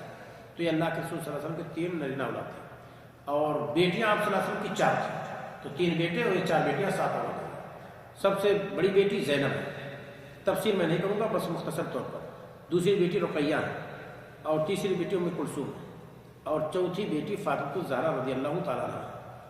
لقب زہرا ہے اور بطول بھی کہتے ہیں۔ بطول کہنے کی کوئی وجہ نہیں ہے، بطول جانتے کس کو کہتے ہیں؟ بطول عام مشہور ہے، بطول فاطمہ بطول ہے، بطول کہتے ہیں جس کو مرد کی ضرورت ہی نہ ہو، اس طرح سے اللہ تعالیٰ کی عبادت میں لگ جائے، کٹ جائے، وہ تبتل علیہ تبتیلا، وہ مرد سے گویا کہ کٹی ہوئی تھی، اس طرح سے رہبانیت اختیار کی ہوئی تھی۔ یہ سب غلط چیز ہے۔ بچے کیسے پیدا ہو گئے؟ حسن رضی اللہ تعالیٰ پیدا ہوئے، حسین رضی اللہ تعالیٰ پیدا ہوئے۔ سیاہ روایت کو دیکھیں گے تو ایک محسن پیدا ہوئے جن کو عمر رضی اللہ تعالیٰ نے پیٹ میں مارا، بس بچہ ساقط ہو گیا، جس کا نام محسن تھا۔ یہ بھی ایک تہمت ہے شیعہ حضرات کی، اور اس کو مرات الجنان و عبرت الاقدام فی معرفت حوادث الزمان جلد نمبر 1 صفحہ 50 میں موجود ہے۔ اور یہ اللہ کے رسول صلی اللہ علیہ وسلم کی 7 اولاد، 3 نرینہ اور 4 لڑکیاں آپ صلی اللہ علیہ وسلم کے پاس موجود تھیں، اور بچیاں ساری آپ صلی اللہ علیہ وسلم کی اسلام پر انتقال ہو گیا، سب کو اسلام کی توفیق۔ اور آپ صلی اللہ علیہ وسلم کے بیٹے ابراہیم، ان کا انتقال مدینہ میں ہوا تھا، جن کے انتقال کے وقت سورج گرہن لگا ہوا تھا، تو لوگوں نے کہا کہ آج بہت بڑا حادثہ پیش آیا ہے، اور اس وجہ سے ایسا ہو گیا۔ وہ کیا کہ نبی صلی اللہ علیہ وسلم کے بیٹے کا انتقال ہوا تو سورج بھی گویا کہ ماتم منا رہا ہے، ماتم ہو رہا ہے۔ حالانکہ ہمارے رسول صلی اللہ علیہ وسلم نے جب اس کو سنا تو آپ فوراً مسجد میں آئے، اور مسجد میں آنے کے بعد آپ صلی اللہ علیہ وسلم نے تقریر کی۔ آج کا ڈھونگ رچانے والے ایسا کچھ سن لیں گے تو کہیں گے جانتے ہو کہ یہ ہمارے پھونک دینے سے ایسا ہو گیا ہے۔ ہمارے رسول صلی اللہ علیہ وسلم نے فرمایا دیکھو، چاند گرہن سورج گرہن یہ دونوں اللہ تعالیٰ کی نشانی میں سے نشانی ہے۔ جب اللہ تعالیٰ ظاہر کرنا چاہتا ہے ظاہر کرتا ہے، یہ کسی کے مرنے سے اور کسی کے پیدا ہونے سے ایسا نہیں ہوتا۔ فوراً آپ صلی اللہ علیہ وسلم نے اس کی نفی کی، کیونکہ عقیدے کا مسئلہ تھا، وہاں اپنی نام پوچھی کرنے کی بات نہیں تھی۔ تو یہ ہمارے رسول صلی اللہ علیہ وسلم کا طریقہ مناسب تھا۔ ٹائم زیادہ ہو گیا اور آج کا درس یہ ختم ہوتا ہے۔ میں اپنے تمام برادران سے اور جو ہماری بہنیں ہیں، اسلامی خواتین ہیں، سب سے میری گزارش ہے کہ سیرت کو بہت دقت کے ساتھ پڑھنے کی کوشش کریں، اور سیرت پڑھیں۔ آج کے اس دور میں سیرت کو اگر پڑھیں گے، اپنے گھروں میں اس کو رائج کرنے کی کوشش کریں گے، بچے بچوں کی چیزیں لے لیا کریں، خواتین خواتین کی باتیں لے لیا کریں، اور مرد مرد کی باتیں لے لیا کریں، تو انشاءاللہ ہم سب کے لیے رہنما اصول ہمارے رسول صلی اللہ علیہ وسلم کی سیرت میں موجود ہے۔ اور جب آپ صلی اللہ علیہ وسلم کی عملی زندگی کے دروس آئیں گے تو اس میں انشاءاللہ آپ کو کہیں زیادہ فائدہ ہوگا۔ لیکن یہ بھی چیزیں چونکہ تاریخی ہیں اور بہت ساری چیزیں اول پول مشہور ہیں، اس وجہ سے اس سے میں گزر رہا ہوں تاکہ آپ کے ذہن میں بہت ساری باتیں جو پہلے سے ہوئیں اور اس طرح کی باتیں لوگوں نے کہہ دی ہیں تو اس کو آپ سمجھیں کہ یہ غلط ہے اور کیا صحیح ہے۔ والصلاۃ والسلام علی رسول اللہ۔ کوئی اہم سوال ہو تو آپ آ سکتے ہیں۔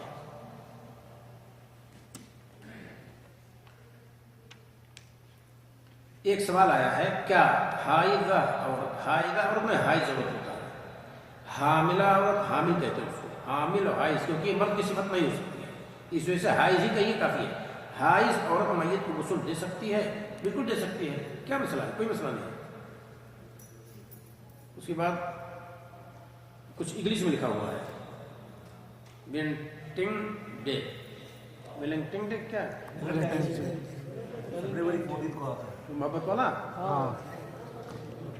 ہمارے یہاں سے کوئی حقیقت نہیں ہے، اس میں ہمارے یہاں بدعت اور خرافات میں سے ہمیں یہ سب کچھ کرنے کی ضرورت نہیں ہے۔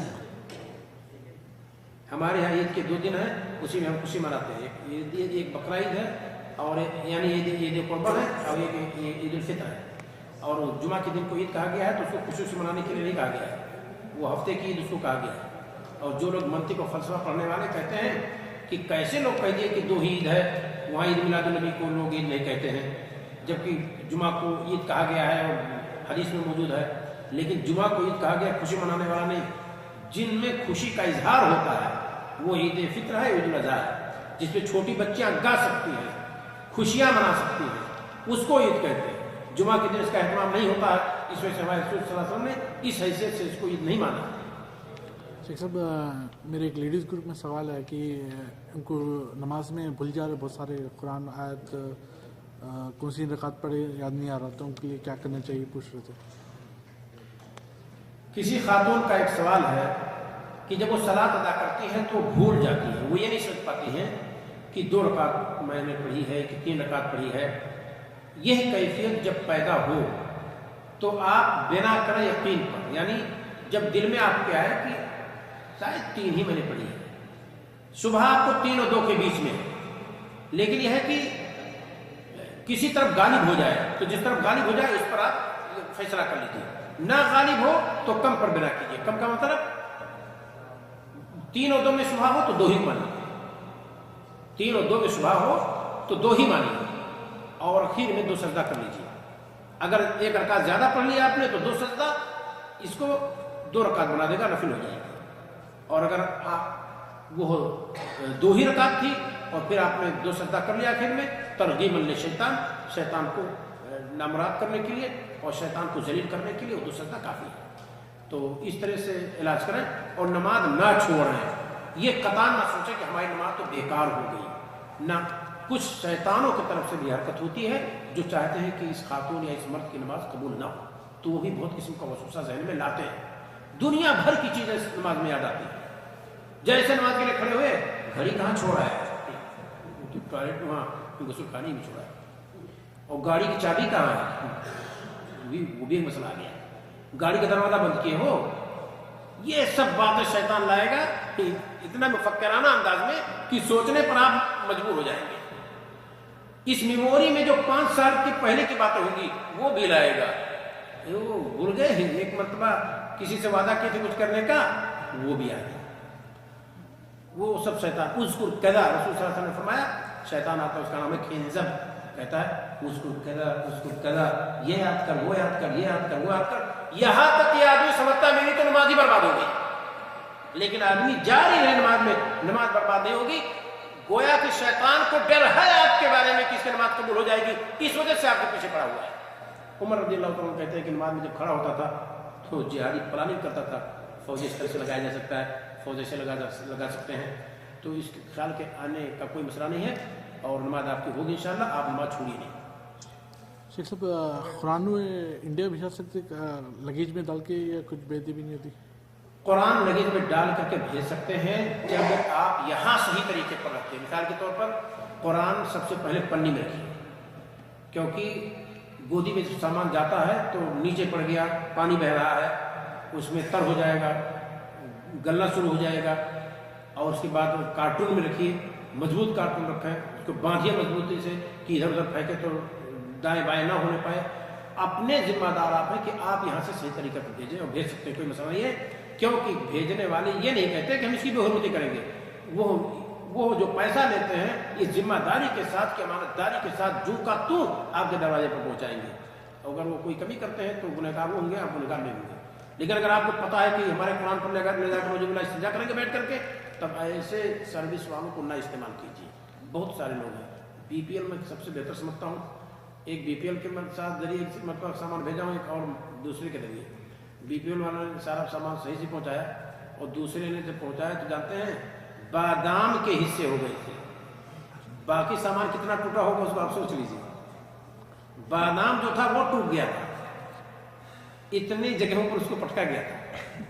یہاں ایک ایوارڈ ملا تھا مجھے مثالی دائی کا، وہ بہت بہتر سجا ہوا تھا، وہاں پتہ ہی نہیں چل رہا تھا وہ کہاں گیا سے، اس کی دھجی بکھر گئی۔ تو قرآن بھیج سکتے ہیں، کوئی مسئلہ نہیں ہے۔ میرے رشتے دار کے ساتھ بھیجنا ہے، انڈیا یہاں سے فیبرری میں آنے والے ہیں، تو ان کے ساتھ بھیجنا ہے، کارگو سے نہیں بھیجنا ہے، ساتھ میں بھیجنا ہے، ہاں ساتھ میں، کوئی مسئلہ نہیں ہے، تو بہت آسان ہے۔ اور لے جائیے قرآن، اس وجہ سے مت چھوڑیے، آپ لے جائیں گے جب تک قرآن نسخہ باقی رہے گا ہندوستان میں، کوئی بھی پڑھے گا آپ کے انتقال کر جانے کے بعد، تب تک آپ کو اجر ملے گا۔ یہاں سے دوسرا سامان لے جانے سے بہتر سمجھیے کہ ہاں مجمع ملک فہد کا کوئی نسخہ مل جاتا ہے، یہ کاغذ سڑنے والا نہیں لگا ہوا ہے، اس میں چوہے سے بچائیے بس اور پانی سے بچائیے۔ مجمع ملک فہد سے جو مصحف چھپتا ہے اس کو کٹنے پٹنے سے بچائیے اور پانی سے بچائیے، بس وہ نہیں پھٹنے والا، وہ ایسا کیمیکل لگا ہے اس میں۔ صاحب ایک سوال تھا، ہاں، آپ صلی اللہ علیہ وسلم کے والد صاحب کا انتقال کب ہوا؟ اس بیان میں دادا کا انتقال کب ہوا؟ ہمارے رسول صلی اللہ علیہ وسلم ابھی ماں کے پیٹ ہی میں تھے، 2.5 مہینہ کے، کہ آپ صلی اللہ علیہ وسلم کے والد کا انتقال ہو گیا۔ اسی 2.5 مہینہ کو کچھ لوگوں نے 6 مہینہ کہا ہے، حافظ ابن کثیر رحمہ اللہ 2.5 مہینہ لکھا ہے البدایہ والنہایہ میں۔ اور جب آپ صلی اللہ علیہ وسلم پیدا ہو گئے اور 6 سال کے ہوئے تو ماں کا انتقال ہوا، تو 6 سال کا بچہ ہی، آدمی بھی بچہ ہی رہتا ہے، تو اسی وجہ سے آپ صلی اللہ علیہ وسلم کو کہا جاتا ہے یتیم الاب والام، ماں باپ دونوں کی طرف سے آپ یتیم تھے۔ ورنہ شریعت میں، اسلام میں یتیم اسے کہتے ہیں بچپن میں جس کے باپ کا انتقال ہو جائے۔ تو ہمارے رسول صلی اللہ علیہ وسلم کبھی پیدا ہی نہیں ہوئے تھے اور باپ کا انتقال ہو گیا، تو آپ تو یتیم تھے ہی۔ اس وجہ سے قرآن میں اللہ تعالیٰ نے فرمایا الم یجدک یتیما فآوی، کیا ہم نے آپ کو یتیم نہیں پایا تو ٹھکانہ دے دیا؟ بہت بہتر ٹھکانہ دیا اللہ تعالیٰ نے۔ دادا نے پالا پوسا، چچا نے بھی پورا گھرانہ، ابو طالب کا زیادہ نام آتا ہے، اس پر بھی شیعی روایتوں کا مسئلہ ہے، ورنہ آپ کا پورا گھرانہ، آپ کے چچاؤں کا نام سنا آپ نے، حارث تھے، عباس تھے۔ جانتے ہیں جب مدینہ سے لوگ آئے بیت عقبہ ثانیہ میں، 70-72 لوگ تھے، اور عہد کیا انہوں نے کہ آپ کو لے چلیں گے اور آپ کی مدد کریں گے۔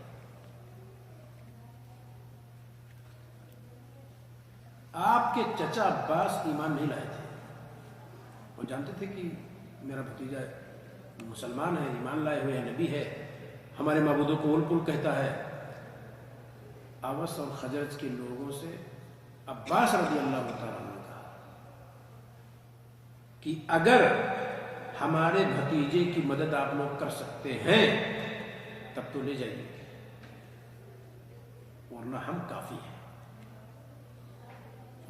اس وقت کافر تھے۔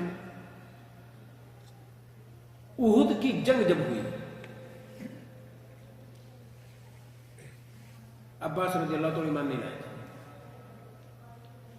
جب پلان بنا کفار مکہ کا کہ مدینہ پر چل کر کے حملہ کرنا ہے، مکہ سے جو خفیہ خط گیا رسول صلی اللہ علیہ وسلم کے پاس، وہ عباس رضی اللہ تعالیٰ لکھا، اسلام پر نہیں تھے۔ عباس رضی اللہ تعالیٰ نے خط لکھایا اور بھیج دیا مدینہ۔ رسول صلی اللہ علیہ وسلم کو خبر کیا کہ کفار مکہ کبھی بھی آپ پر حملہ کر سکتے ہیں۔ تو آپ کا پورا گھرانہ آپ کی مدد کر رہا تھا، خالی ابو طالب نہیں مدد کر رہے تھے۔ اس مسئلے کو اچھی طرح سے آپ جان لیجیے۔ تاریخی روایتوں میں اکثر شیعی رنگ چڑھا ہوا ہے، جس کی وجہ سے جگہ جگہ ابو طالب کا نام آئے گا اور آپ کے باقی چچاؤں کا نام نہیں آئے گا۔ اپنے باپ کی وصیت کو ہر کوئی مانتا تھا۔ ابو طالب کا نام آنے کی وجہ بتاتے ہیں کہ سگے تھے، سگے کا مطلب کئی بیویاں تھے عبد المطلب کے، لیکن جس بیوی سے آپ کے باپ عبداللہ پیدا ہوئے تھے اسی بیوی سے ابو طالب بھی پیدا ہوئے تھے۔ اس وجہ سے وصیت کی عبد المطلب نے ابو طالب کے نام، ورنہ سارے چچاؤں نے ان کی مدد کی۔ یہاں خود دیکھیے بیت عقبہ ثانیہ میں بھی موجود تھے عباس رضی اللہ تعالیٰ عنہ، ورنہ کیا کہتے ہیں کہ لے جاؤ، مارو چاہے کچھ بھی کرو، ہمیں کیا لینا دینا ہے، یہ ہم لوگوں کو کافر کہتا ہے، ہم ہمارے معبودوں کو جھٹلاتا ہے، باپ دادا کے دین کو برا کہتا ہے، لے جاؤ۔ لیکن کیا کہا کہ اگر مدد کر سکتے ہو تو لے جاؤ، ورنہ ہم کافی ہیں۔ اور پھر اتنے بڑی راز کو فاش کیا انہوں نے کفار مکہ کے حملہ کو کہ مدینہ میں حملہ ہونے والا ہے، اور مکہ سے بھیجا آدمی کو جا کے بتاؤ۔ خط پہنچا، رسول صلی اللہ علیہ وسلم قبا میں تھے، وہاں علی رضی اللہ عنہ تھے۔ جب قاصد کو پتہ چلا کہ رسول یہی ہے تو دیا لیٹر۔ اللہ کے رسول صلی اللہ علیہ وسلم پڑھ نہیں سکتے تھے، اب علی رضی اللہ عنہ سے کہا کہ پڑھو۔ تو علی رضی اللہ تعالیٰ نے بتایا کہ اس میں خبر دی گئی ہے کہ مکہ کے لوگ حملہ کرنے والے ہیں مدینہ پر. آپ نے کہا کہ خط چھپا لو، کسی کو مدینہ میں نہیں بتانا ہے،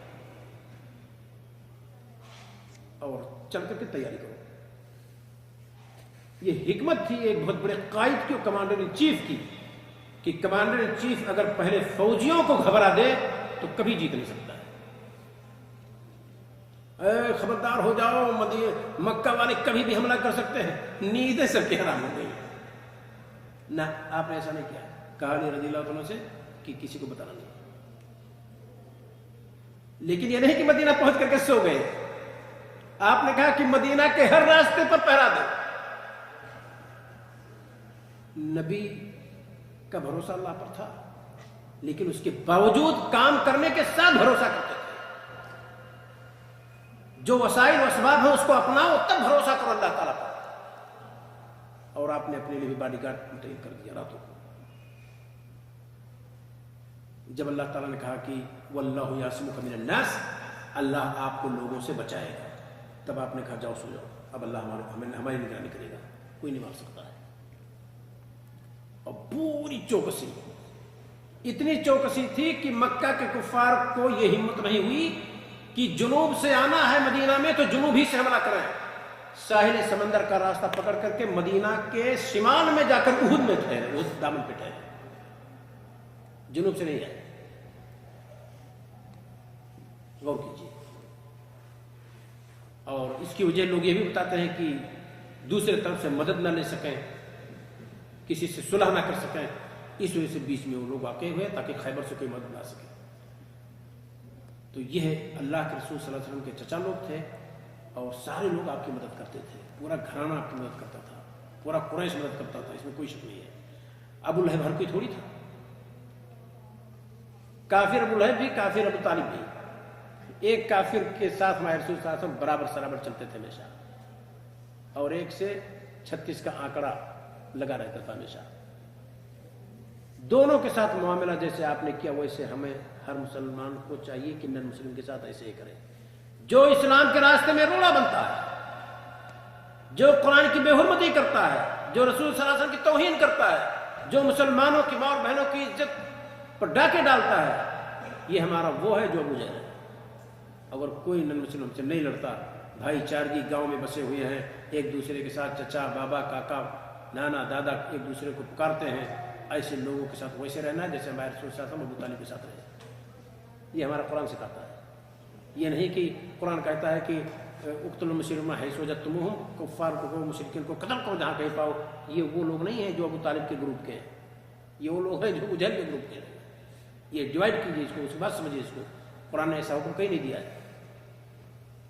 اور کوئی سوال؟ آخر میں نبی صلی اللہ علیہ وسلم کے والدین کا کیا معاملہ ہوگا؟ اللہ کے رسول صلی اللہ علیہ وسلم سے ایک صاحب نے پوچھا کہ میرے باپ کہاں ہیں؟ تو آپ نے کہا فی النار. تو آدمی تھوڑا افسردہ ہو گیا. اسی وجہ سے کہتے ہیں کہ لا تسألوا شیئا تبد لکم تسؤکم. بہت ساری چیزوں کے بارے میں سوال نہ کرو، اگر تمہارے لیے ظاہر کر دیا جائے تو تکلیف ہوگی.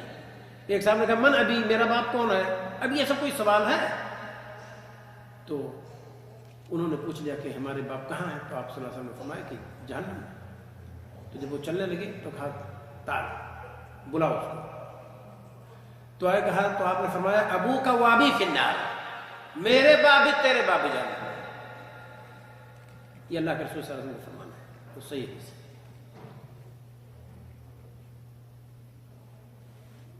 عمرہ اور سلاطین جو شادی بیاہ کرتے ہیں، خاص کر جو ہے جو پیسے والے ہیں، 4 کے بعد 5ویں شادی کرتے ہیں، 4 میں سے ایک مائنس کرتے ہیں، ہوتے ہوتے 105 107 شادیاں ہوتے ہیں.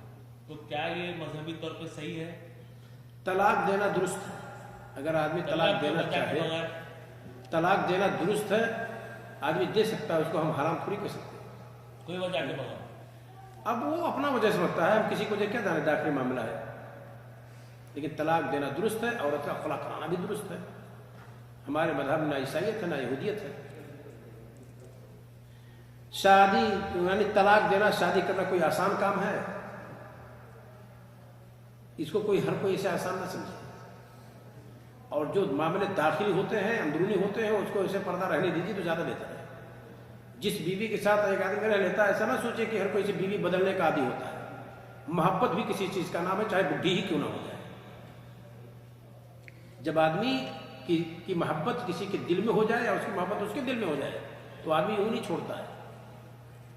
तो ये सब जिनके मामलात हैं वो अपना जानते हैं। हम ये जानते हैं शरीयत का मसला कि मर्द के लिए तलाक देना दुरुस्त है, औरत के लिए खुला कराना दुरुस्त है। औरत अपने बारे में जानते हैं कि मैं खुला कब कराऊं, और मर्द अपने बारे में जानता है कि मैं तलाक कब दूं। हाँ, बिला वजह वो भी ना दे, बिला वजह वो भी ना दे। औरत के बारे में कहा गया है कि बगैर किसी ज़रूरत के अपने शौहर से तलाक मांगे, खुला कराए तो जन्नत का खुशबू खातून नहीं पाएगी। तो इस तरह हदीस में मौजूद है। लेकिन फिर भी इस्लाम ने चूंकि जायज़ करार दिया है, हम लोग इसको रोक नहीं सकते कि शादी हो गई सैयद की तरफ से तो दूसरा शौहर नहीं बदल सकती है, ऐसा कुछ नहीं। इसी वजह से कुछ लोग कहते हैं कि फिलिपीनी लोग जो इस्लाम लाते हैं शादी बदलने के लिए, दूसरी शादी करने के लिए, कि उसके साथ नहीं रहना है। तो जब मुसलमान हो जाओगे तो शादी दूसरे से कर सकते हैं, और ईसाई है तो उसी के साथ रहना है। तो हमारे यहाँ ईसाई तो नहीं है, यहाँ है दुरुस्त। इसमें एक थोड़ा सा नुक्ता ये बयान करूंगा मैं, जो 4 में से माइनस 1 कर रहे हैं, 5वीं ऐड करते चले जा रहे हैं, हमेशा 4 कर रहे हैं, ये मजहब की गुंजाइश से फायदा उठा रहे, धंधे उठाए तो उठाए। मगर वो बंदी जो इनसे तल्लाक बगैर उनकी दी है और किसी की नहीं होती है, बाद में कोई शादी नहीं कर सकता उससे, तारीख उठा के दी थी पूरे गल्फ की, ये क्या मतलब है? उसको इतनी दौलत दे दी जाती है, वो बच्चों को पालती है, बस कितने बच्चे हैं, 120 130 बच्चे। भाई ये तो शरीयत में मतलूब है। अल्लाह के रसूल सल्लल्लाहु अलैहि वसल्लम फरमाते हैं तज़व्वजुल वलूद वलूदूद फ़इन्नी मुकासिरुन बिकुमुल उमम। खूब ज्यादा मोहब्बत करने वाली से, खूब ज्यादा बच्चा पैदा करने वाली से शादी करो। नहीं, आप कह रहे हैं कि 120 तो बेहतर करो। वो तो कर लेंगे, 200 खुशहाल हाल फटक के 350 बच्चे थे, उससे मतलब नहीं है। हाँ। वो बंदी पे क्या करेगी? बस जवानी में जो है तलाकशुदा होकर बैठ के नहीं कर सकती, क्योंकि हुक्मरान की एक्स बीवी है। देखिए, इसका जवाब होना चाहिए।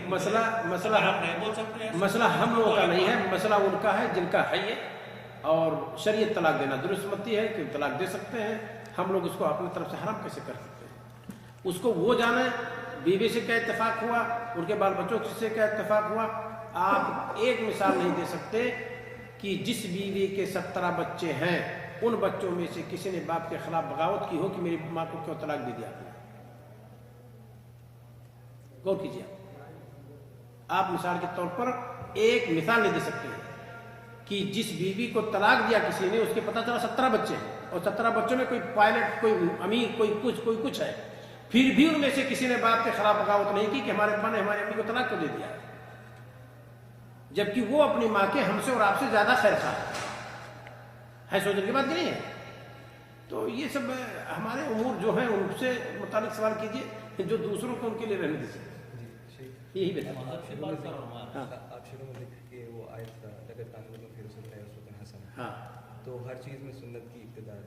हाँ। मगर ये फ़र्क कैसे करेंगे? कुछ सुन्नतें ऐसी हैं कि अमन रगी में फले से मिली, उसमें वजूब की तौर से आते हैं, तो फ़र्क कैसे करते हैं कि इसमें वजूब है और इसमें यानी अमर वासे है कि यानी जैसे टर्बन लगाना या कुछ उस तरीके से, यानी फ़र्क कैसे करते हैं कि यहाँ पे वजूब है और यहाँ पे वजूब नहीं है?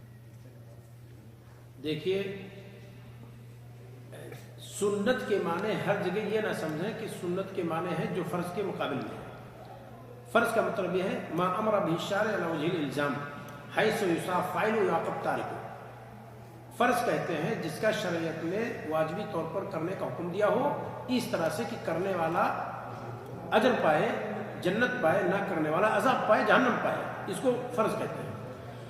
इसके अपोजिट में सुन्नत है कि जो करेगा वो अजर पाएगा, जो नहीं करेगा बगैर किसी वजह के छोड़ देगा तो भी गुनाह नहीं पाएगा, लेकिन नफरत की वजह से छोड़ देगा तो गुनाह पाएगा।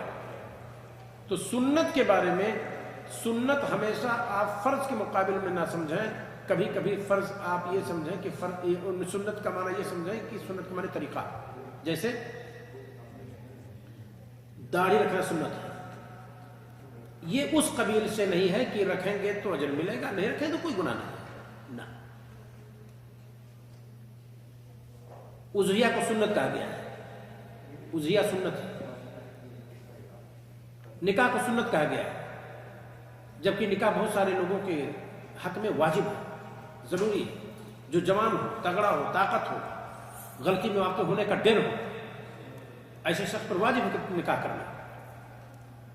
تو اصول اور احکام کے برتنے سے، نصوص کو دیکھنے سے، صحابہ کرام کے اس پر عمل پیرا ہونے سے، خود رسول صلی اللہ علیہ وسلم کے عمل پیرا ہونے سے یہ سمجھا جائے گا کہ آپ صلی اللہ علیہ وسلم کا کون سا طریقہ تاکیدی ہے، کون سا طریقہ آپ کا غیر تاکیدی ہے۔ لیکن پھر بھی یہ فرق کیے بغیر اگر رسول صلی اللہ علیہ وسلم سے ثابت ہے تو آپ عمل کیجیے، پھر آپ کے لیے ساری چیزیں آسان ہیں۔ کیا بتایا میں نے؟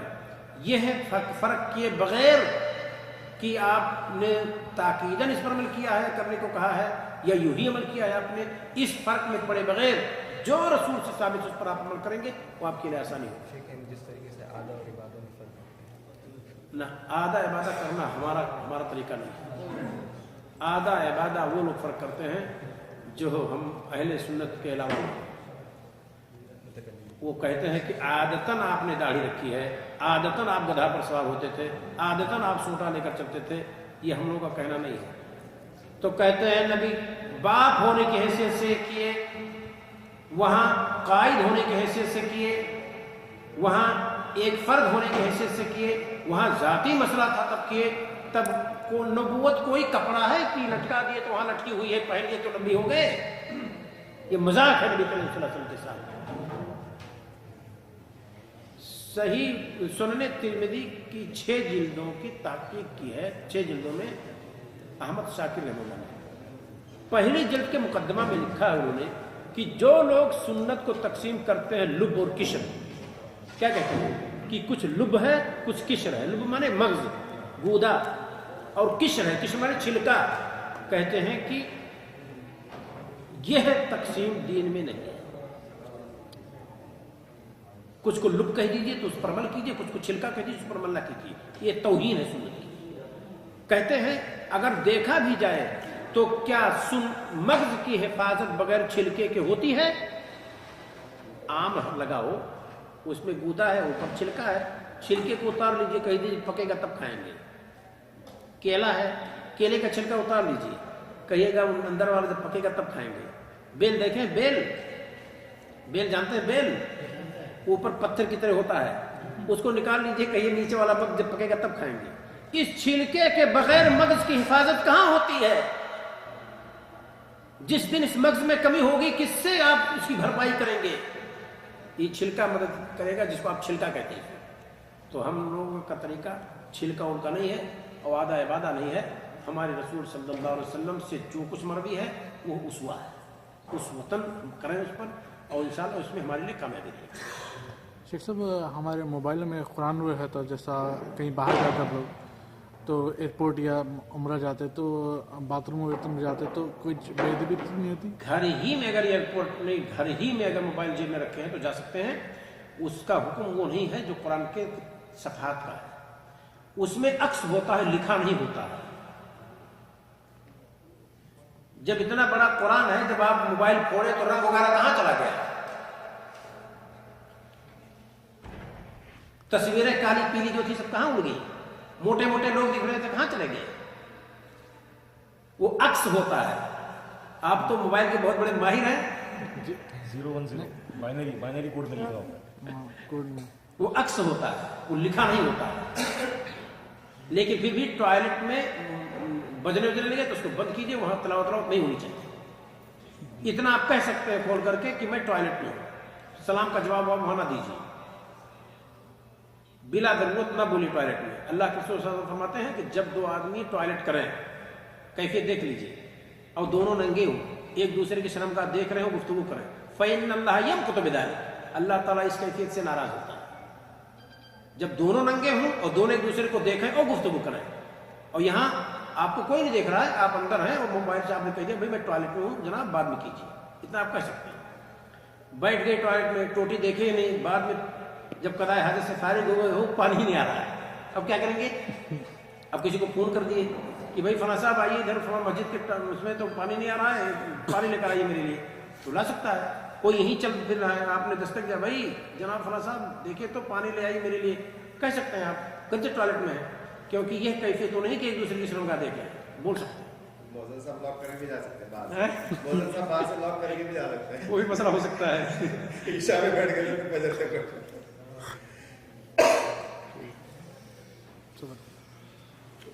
कभी कभी मोदी साहब जानबूझ करके बंद कर देते हैं।